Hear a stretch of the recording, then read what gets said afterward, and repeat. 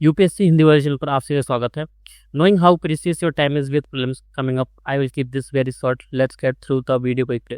कोशिश करूंगा जितनी जल्दी हो सकता है इस वीडियो कंप्लीट करने की कोशिश करूँ, क्योंकि आपका टाइम बहुत इंपॉर्टेंट है और प्रीलिम्स आने वाला है। मुझे आपके टाइम की बहुत वैल्यू है। तो चलो हम इसको स्टार्ट करते हैं। अब मेरा जो मुद्दा है वो ये है कि हमको 100+ स्कोर करना है, वो ज़रूरी क्यों है और क्यों हमको 100+ ही मार्क्स चाहिए, क्योंकि कट ऑफ जा रहा है 92 इसके अराउंड चल रहा है और उसको लाना कैसे उसकी मैं पूरी चर्चा करने वाला हूँ। स्टार्ट करते हैं। 100+ टारगेट क्यों इंपॉर्टेंट है? ये आपको क्वालिफाई दिलवाता है, स्कोर हाई करवाता है। कम वर्ड्स में बताऊंगा, लेकिन हर वर्ड्स बहुत इंपॉर्टेंट होगा आपकी प्रीलिम्स के लिए।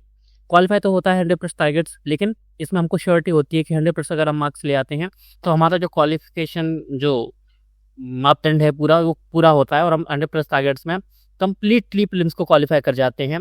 तो अगर हम 90+ जाते हैं, तो इस बार अगर आप 90+ जाते 91 पर रुक जाते तो प्रॉब्लम हो सकती थी। चलो नेक्स्ट।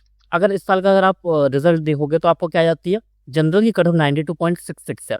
और जब भी आप कट ऑफ को देखो तो जनरल की देखा करो हमेशा, भले आप किसी भी कैटेगरी से आते हो चाहे किसी से आते हो, तो आपका हमेशा टारगेट होना चाहिए कि जनरल की कैटेगरी वो आपको कट ऑफ को क्लियर करना है। तो आपका आज का टारगेट होना चाहिए वो 100+ होना चाहिए। उसके पीछे मैं बताता हूँ एक और कारण है, वो क्या है। अगर लास्ट की हम 5 से 6 साल की अगर देखें तो उनका क्या जा रहा है, 98 से लेके 92 तक का सफ़र, ये बीच में नीचे गया था, फिर बराबर गया, फिर बहुत नीचे गया, फिर ऊपर गया एकदम से। ठीक है, इसमें 24 वाला गायब है, 24 वाला 87 के आसपास था। ठीक है, उसको देखना है। तो अब देखते हैं कि ये है क्या कारण, जो कट ऑफ है ये हमको ये ऊपर क्यों जा रहा है, 100+ क्यों जा रहा है, उसको मैं 2 मिनट में कंप्लीट करूंगा। लेकिन 100+ मार्क्स का जो जा रहा है वो ऊपर क्यों जा रहा है उसको मैं 2 मिनट में कंप्लीट करने की कोशिश करूंगा, लेकिन फिर मैं चर्चा करूंगा 100+ मार्क्स लाना कैसे।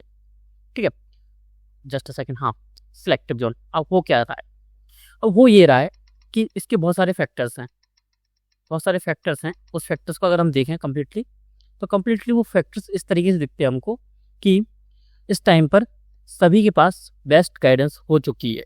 सभी के पास नहीं, अप्रोच हिंदी मीडियम वालों के पास ये चीज़ कम है, लेकिन सभी के पास, मैक्सिमम के पास अब यूट्यूब के थ्रूज और वाईटी यूट्यूब के थ्रूज और टेलीग्राम के थ्रू अच्छी सी गाइडेंस मिल चुकी है, अच्छे टीचर्स उनको पता चुके हैं।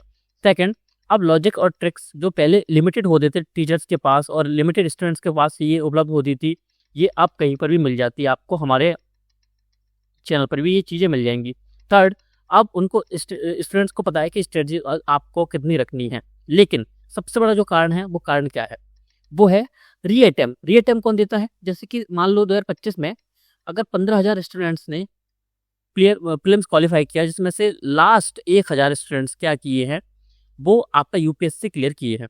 ठीक है, अब मान लेते हैं कि यूपीएससी इन 1000 में से भी लगभग 400 से लेकर 500 स्टूडेंट्स दोबारा से प्रीलिम्स देंगे, और इन 15,000 में से भी हो सकता है कि 2 से 3,000 का लास्ट अटैम्प्ट हो या किसी कारण से वो अटैम्प्ट दे पाए, तो कम से कम 10 से लेकर 12,000 स्टूडेंट्स ऐसे होंगे, 10,000 मान के चलो कि जो दोबारा प्रीलिम्स में बैठेंगे, और 10,000 में से मान के चलो कम से कम 7 से लेकर 8,000 का प्रीलिम्स द्वारा क्वालिफाई होना ही है।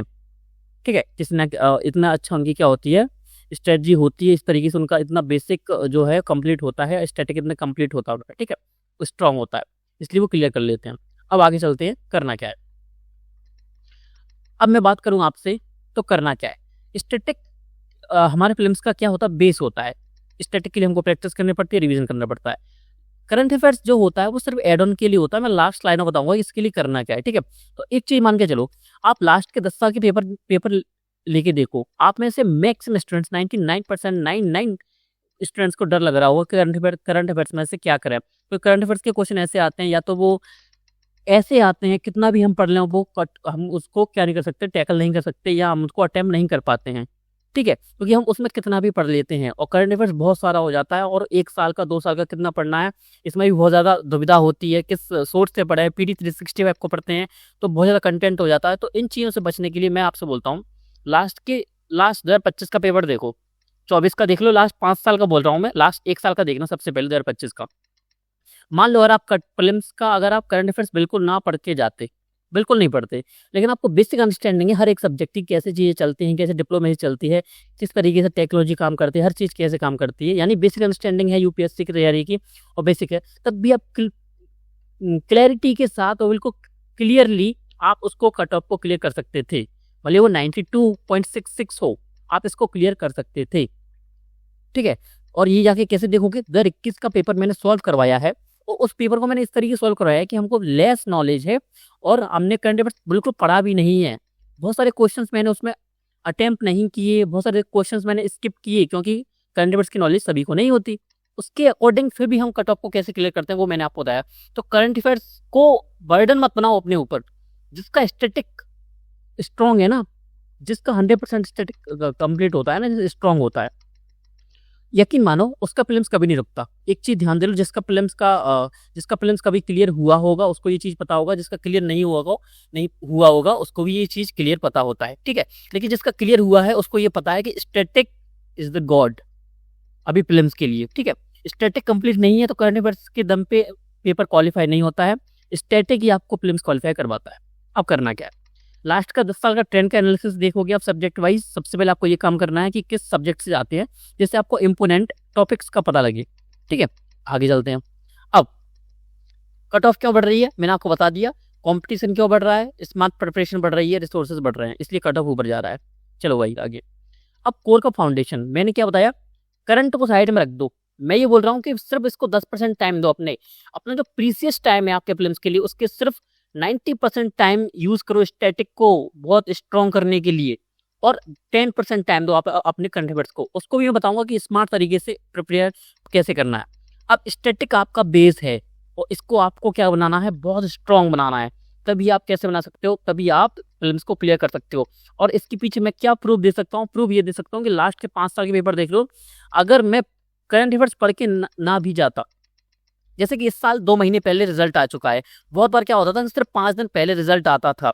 कई सारे स्टूडेंट्स करंट अफेयर्स को प्रिपेयर नहीं करते थे जिन्होंने इंटरव्यू दिया होता था, ठीक है, तब भी वो प्रीलिम्स क्लियर करते थे। और सभी के इंटरव्यू में आप एक ही चीज देखने को मिलेगा, और जो पर्सनली मैं जिन लोगों को जानता हूँ जो बार बार प्रीलिम्स क्लियर करते हैं, वो इस चीज को बोलते हैं कि स्टैटिक बहुत उनका स्ट्रॉन्ग था, इसलिए हर बार प्रीलिम्स निकलता था, ठीक है। अब आगे चलते हैं। करना क्या है, स्टैटिक को हमेशा बुक से स्टैटिक को आपको कैसे स्ट्रॉन्ग करना उस चीज पे जाते हैं, ठीक है। करंट अफेयर्स को स्टैटिक करंट स्कोर बूस्ट कैसे करना है, ठीक है, इस पर बात कर चुका। आगे चलो। देखो स्टैटिक करने का 2 तरीके होते हैं। स्टैटिक का मतलब क्या होता है, 6 आपके जो बेसिक सब्जेक्ट हैं जिसमें आपको हिस्ट्री है, पॉलिटी है, ज्योग्राफी, इकोनॉमी है, एनवायरमेंट, साइंस एंड टेक है, ठीक है। ये 6 से आपके 6 सब्जेक्ट हैं। इनको कैसे करोगे आप, इसको आप 2 टाइप से कर सकते हो, वो आपके ऊपर निर्भर करता है। जैसे हो सकता है का रिवीजन करने का बीच में मन ना करता हो, या मन भटकता हो, या कुछ भी होता हो, या खुद से बहुत सारे कॉन्सेप्ट समझ में नहीं आते हैं, तो क्या करोगे, या तो कर सको तो सेल्फ कर सको कि पूरे नोट्स को कैसे पढ़ना है वो मैं आपको अभी बताऊंगा, और या आप मैथन के थ्रू करो। मैथन क्लासेस के थ्रू कैसे कि PWOS की अच्छी मैथन क्लासेस हैं, अगर जिनमें से आपको लगता है किसी स्पेसिफिक टीचर की आपकी अंडरस्टैंडिंग अच्छी नहीं है तो किसी दूसरे टीचर की आप मैथन क्लास को देख सकते हो जाके, ठीक है। तो 10 से 12 घंटे में आप एक दिन में कंप्लीट करने की कोशिश करो, ठीक है। और कैसे करना है, टाइम को कैसे डिस्ट्रीब्यूट करना वो मैं आपको बताऊंगा। तो मैथन क्लासेस के थ्रू अपने सब्जेक्ट को यहाँ पे कंप्लीट करो, ठीक है, एक दिन में, और होता भी है, टॉपर्स भी करते हैं, मैंने भी किया हुआ है। अब आगे चलते हैं। क्लैरिटी स्मार्ट प्रिपरेशन कैसे करना है, कंफ्यूजन अनलिमिटेड सोर्स नहीं रखनी है, फोकस लिमिटेड सोर्स पर रखना है। सभी बोलते हैं लेकिन करना कैसे है। सबसे पहले करना क्या है, जैसे आपने मैथन क्लासेस को लिया, इसके सामने है क्या कुछ आगे, हाँ, मैथन क्लासेस को आपने लिया, उसके नोट्स बनाओ। जो आप बेसिक नोट्स से प्रिपेयर कर रहे हो प्रीलिम्स के लिए, कोई बेसिक नोट्स तो आपने बनाया होगा ना, नहीं बनाया तो कोई बात नहीं, जिसको आप बेसिक नोट्स मान रहे हो अपना, भले वो कोई बुक हो, जैसे कि हो सकता है आप में से कई सारे स्टूडेंट्स क्या 11th की NCERT को बेस बना के चल रहे हो अपनी ज्योग्राफी का, आपने कोई नोट्स ना बनाया हो, या नोट्स बनाया हो तो अच्छी बात है, ना बनाया हो तो भी कोई प्रॉब्लम नहीं है। क्या करोगे, सिंपल सा, अब आपको वैल्यू एडिशन करना है। वैल्यू एडिशन कैसे करोगे, सिंपल सा, हर एक सब्जेक्ट के लिए आपके पास क्या होना चाहिए, हर एक के लिए एक ऑथेंटिक बुक होना चाहिए। यहाँ पे मैंने एक वर्ड का यूज किया है, वो ऑथेंटिक। ऑथेंटिक का मतलब क्या होता है, जहाँ से मैक्सिमम क्वेश्चंस हिट होते हैं, यानी ऐसा आपका सोर्स होना चाहिए जो कि अदर सोर्स जो आप अदर्स यूज कर रहे हैं या टीचर्स उनको रटवा रहे हैं लेकिन वहां से क्वेश्चंस नहीं आ रहे हैं। जैसे कि मैं हमेशा प्रेफर करता हूं, तो वो क्या करता हूं, घटना चक्र को हमेशा प्रेफर करता हूं या प्रायोरिटी देता हूं किसके ऊपर, मैं उसको मॉडर्न हिस्ट्री के लिए स्पेक्ट्रम से भी ऊपर रखता हूँ, ठीक है। मैं RS शर्मा और मेडाइवल के लिए सतीश चंद्रा से ऊपर रखूंगा घटना चक्र को। अब इसके पीछे कारण क्या है, बहुत सारे स्टूडेंट्स को लग रहा होगा, किसी ने नई बार सुनाया होगा, जाके देख लेना किससे ज्यादा क्वेश्चन आ रहा है। 90% क्वेश्चन हिट होते हैं घटना चक्र से, अकेली एक सिंगल बुक से, बाकी की तीनों बुक को मिलाकर इतने क्वेश्चन सेट नहीं होते, ठीक है। और बाकी का क्या करना क्या है, मैं आपको 6 की 6 बुक का नाम बताता हूँ क्या क्या करना है। पूरी हिस्ट्री के लिए सिर्फ घटना चक्र पढ़ो, सिंगल टाइम बोलूंगा क्यों, अब इसके पीछे मैं हर एक के पीछे लॉजिक नहीं दूंगा, वीडियो बहुत लंबी हो जाएगी। लेकिन मान लो आंख बंद करके, और आंख बंद करके ना मानना चाहो तो जाके देख सकते हो कहाँ से क्वेश्चन आते हैं। हिस्ट्री के लिए ये रखो, ज्योग्राफी के लिए महेश कुमार बंडवाल रखना है, 11th की एनसीईआरटी को बेस बना लेना, लेकिन महेश कुमार बंडवाल की ज्योग्राफी पढ़ना ही पड़ेगा। इकोनॉमी के लिए मेरे लेक्चर्स देख लेना, उसके नोट्स पढ़ लेना। लेक्चर्स ना लेना चाहो, पहले से स्ट्रांग हो इकोनॉमी, तो मेरे नोट्स यूज कर लेना। नोट्स बहुत इंपॉर्टेंट है, उसको रीडिंग कर लेना। फोर्थ क्या हो गया हमारा, पॉलिटिकल लक्ष्मीकांत। लक्ष्मीकांत आपको पढ़ना ही पड़ेगा, कोई मतलब कोई इसका कोई अल्टरनेट है ही नहीं। लक्ष्मीकांत पढ़ लिया। साइंस एंड टेक के लिए क्या, साइंस एंड टेक के लिए सिर्फ मैथ एंड क्लासेस के क्या आपका नोट्स आपका सफिशिएंट रहेगा, साथ में पीडब्ल्यू का नोट्स पढ़ लेना। एनवायरनमेंट के लिए क्या पढ़ना है, एनवायरनमेंट के लिए मैं मैथ एंड क्लासेस लाऊंगा, सिर्फ उसके नोट्स पढ़ लेना बस कंप्लीट। ये आपको पढ़ लेना, इसके बाहर कुछ नहीं जाएगा। जाएगा तो किसी के नोट से नहीं आएगा, अगर किसी के नोट से आ रहा है तो इनमें जरूर होगा, ठीक है। तो ये आपको करना है। अब इस आपको ये करना कैसे है, इस पर मैं डिस्कशन करता हूँ। जैसे आपने मैथ एंड क्लासेस ली, जैसे मैं आपको मान के चलता हूँ पॉलिटी की आपने मैथ एंड क्लासेस ली, आपने उसको कंप्लीट किया 11 से 12 घंटे में, एक दिन में कंप्लीट कर लिया। सेकंड जब आप उसको रिवीजन करोगे तो क्या करोगे, सिंपल सा उस बुक को उठाओ। जैसे आपने लक्ष्मीकांत को उठाया, लक्ष्मीकांत में क्या करोगे, लक्ष्मीकांत को पूरा फास्ट रीडिंग करोगे। यहाँ पे मैंने एक चीज बोली गई है, फास्ट रीडिंग, ठीक है। और वैल्यू एडिशन क्या करना है, जो भी नोट्स में आपके नोट्स में ना हो, ऐसा फैक्ट जो कि आपको याद है मत लिखना, क्योंकि जो आपको याद है आर्टिकल 21 में राइट टू प्राइवेसी है, सबको याद है, लेकिन ये जरूरत नहीं है। लेकिन जो चीज़ आप भूलते हो, आपको लग रहा है कि इंपोर्टेंट है, तो आप उसको नोट डाउन करते जाओ शॉर्ट्स में, और आपको फ्लो चार्ट्स में इसमें बनाया करो, जहाँ जो आपको ठीक लग रहा है, जिससे आपको याद होता है, फास्ट होता है, ये चीज़ आप करते जाओ। वैल्यू एडिशन आपको बुक से जरूर करना ही है, अनिवार्य है। क्या है ये, अनिवार्य आपको करना ही है, ये काम आपको करना ही है। अब फास्ट रीडिंग करना है, क्या करोगे, जब भी जैसे मैंने आपसे बोला कि हर एक मैथ एंड क्लासेस के बाद आपको बेसिक स्टैंडर्ड बुक या ऑथेंटिक सोर्स का यूज करना है, तो उस बुक को करना क्या, उसको फास्ट रीडिंग करना है। फास्ट रीडिंग यानी 2x की स्पीड में। 2x की स्पीड में कैसे, हम बेसिक पढ़ते हैं, समय से समझते बुक को, उसको समय से समझते नहीं। फास्ट पढ़ना है, पेन का यूज करना, या ऐसे उसका एक कुछ भी उंगली रख के ऐसे पढ़ते जाना जल्दी जल्दी करके, और ऐसी चीजें ढूंढना है आपको जो कि आपको याद नहीं है, उसको वैल्यू एडिशन करते रहना। लेकिन फास्ट करने के चक्कर में ये मत करना कि आप सब कुछ उसको स्किप कर दो, स्किप कुछ मत करना। फास्ट करते हुए हमेशा आपको क्या करना है, इंपोर्टेंट चीजों को ढूंढना है, और हाईलाइटर का यूज कर सकते हो आप इसमें। तो स्लो से फास्ट कैसे ले आना, इसको मैं अलग वीडियो बना दूंगा कि फास्ट रीडिंग कैसे करना है, मैं इस वीडियो में नहीं बता सकता क्योंकि वीडियो लंबा हो जाएगा। अब 6 आपके क्या है, कौन कौन से आपके पिलर्स हैं, पॉलिटी है, हिस्ट्री है, ज्योग्राफी, इकोनॉमी है, साइंस एंड टेक, एनवायरमेंट है। आपको सभी को स्ट्रॉन्ग करना पड़ेगा, कोई ज्यादा क्या नहीं है, कम ज्यादा इंपॉर्टेंट नहीं है, कोई कम महत्वपूर्ण नहीं है, ठीक है। सभी बराबर इंपॉर्टेंट है, आपको सभी को करना पड़ेगा। लेकिन करना चाहो जिस पे आपको करना, तो polity, economy, geography, polity, environment, polity, economy, geography और हिस्ट्री कर लेना, ठीक है। साइंस एंड टेक को आप मैथन के थ्रू कर सकते हो, ठीक है। अब कॉन्सेप्ट आपने समझ लिया, आप क्या करोगे, सिंपल सा आपको रिवीजन पर बहुत फोकस करना है। लेस रिवीजन यानी आपका प्रीलिम्स का फेलियर पक्का है, इस चीज को मान के चलो। मैं आपको पैनिक नहीं कर रहा हूँ, रिवीजन करने के लिए प्रोत्साहित कर रहा हूँ, ठीक है। रिवीजन, प्रैक्टिस, एनालिसिस, कंसिस्टेंसी और स्मार्ट वर्क आपको करना है। कैसे करना मैं आपको बताता हूँ। अगर सिंपल सा मान के चलो, आपको प्रैक्टिस करनी है दो टाइप से कैसे करोगे, जैसे आपने पॉलिटी में मैथ एंड क्लासेस को खत्म किया, मैंने फर्स्ट अपना टॉपिक उठाया हिस्टोरिकल बैकग्राउंड से क्या करूंगा, अपना वैल्यू एडिशन किया, अपने नोट्स को पढ़ा, नोट्स को पढ़ने के बाद मैं तुरंत उसके एमसीक्यूज लगाऊंगा। एमसीक्यूज कौन से लगाऊंगा, टॉपिक वाइज कैसे लगाऊंगा, किस बुक से लगाऊंगा, कहाँ से लगाऊंगा, तो वो मुझे लगाना है घटना चक्र से, ठीक है। मैं घटना चक्र को हमेशा प्रायोरिटी दूंगा हर एक सब्जेक्ट के लिए, और आपको ये काम सभी 6 सब्जेक्ट के लिए करना है। इकोनॉमी के लिए स्किप कर सकते हो, इकोनॉमी के लिए मैं आपको प्रोवाइड कर दूंगा बहुत जल्द, पूरा कोशिश करूंगा 4 से 5 दिन के अंदर मैं आपको प्रोवाइड कर दूंगा ये चीज, ठीक है। स्टडी किया, सबसे पहले उसको पीवाईक्यू की प्रैक्टिस की, और प्रैक्टिस इसके साथ क्या करना है, ये आपको एमसीक्यूज, आपने टॉपिक वाइज एमसीक्यूज लगा ली। इसके बाद जैसे आपका सब्जेक्ट कंप्लीट होता है, आपको कितना दिन देना है, सिर्फ 3 दिन में सब्जेक्ट कंप्लीट करने की कोशिश करना, मैक्सिमम 4 दिन, इससे ज्यादा किसी भी सब्जेक्ट को नहीं देना है। बहुत फास्ट पढ़ना है, बहुत ही फास्ट, और डेली कम से कम 10 से लेकर 12 घंटे में आपको ये कंप्लीट करना है, ठीक है। लेकिन अगर फास्ट पढ़ रहे हो तो क्वालिटी से कुछ भी आपको वो मत करना कि क्वालिटी आपको कम करना है, क्वालिटी आपकी बराबर चलनी चाहिए।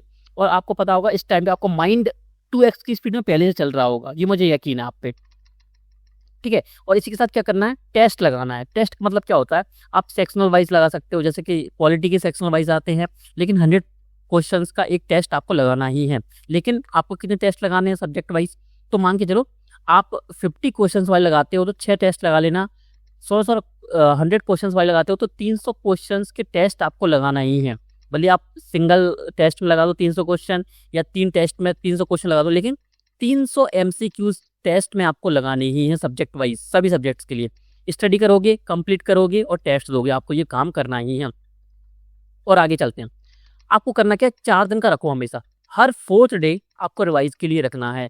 और अगर आप रिवीजन नहीं कर रहे हो हर 4th डे तो यकीन मानो आप गलत स्ट्रेटजी यूज कर रहे हो। कैसे? अगर 5th डे कर रहे हो रिवीजन तो अच्छी बात है, लेकिन अगर आप रिवीजन नहीं कर रहे हो तो आप पीछे का पूरा साफ करते जा रहे हो। और साफ करते हुए जाने का मतलब क्या होता है कि कोई मतलब नहीं निकला जो हमारा आज तक के पढ़ने का।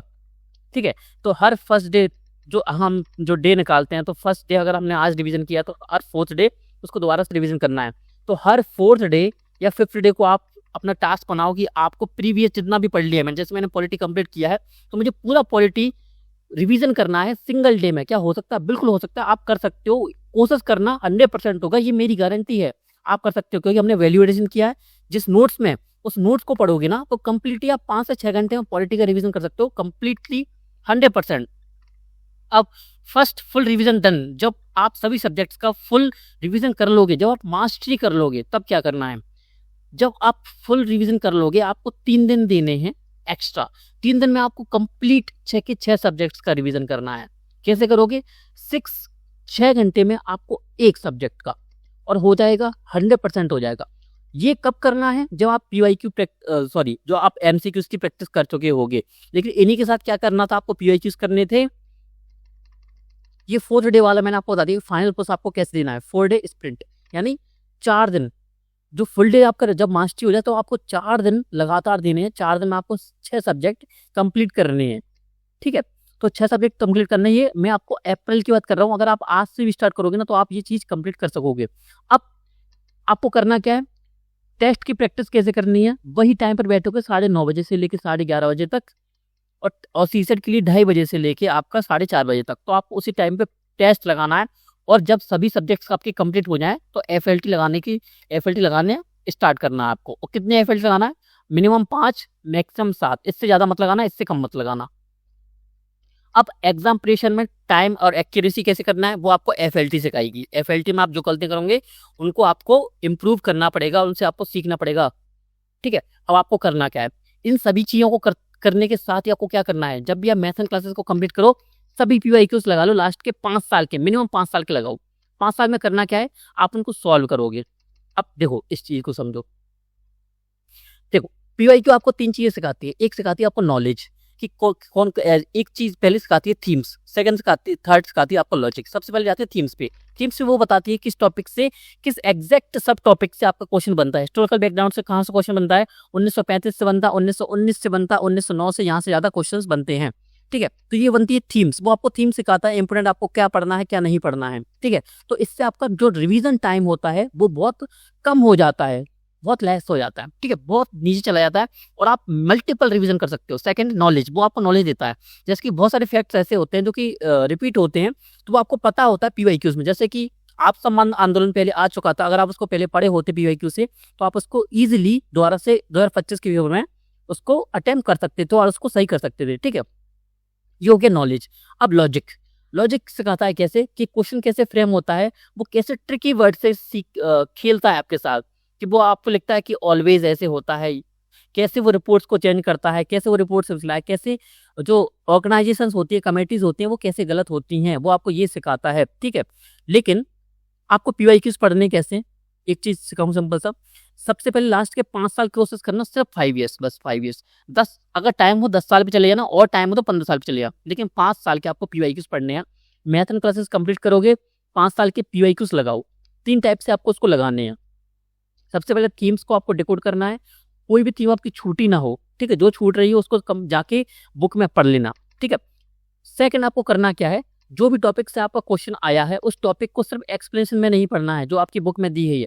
ठीक है, बुक में नहीं पढ़ना है। जैसे कि यहाँ पर क्वेश्चन आया धन विधेयक से, मैं जाऊंगा लक्ष्मीकांत में या मेरे नोट्स में जो मैंने बनाया हुआ है उसमें मैं धन विधेयक को पूरा अच्छे से पढ़ लूंगा कंप्लीट।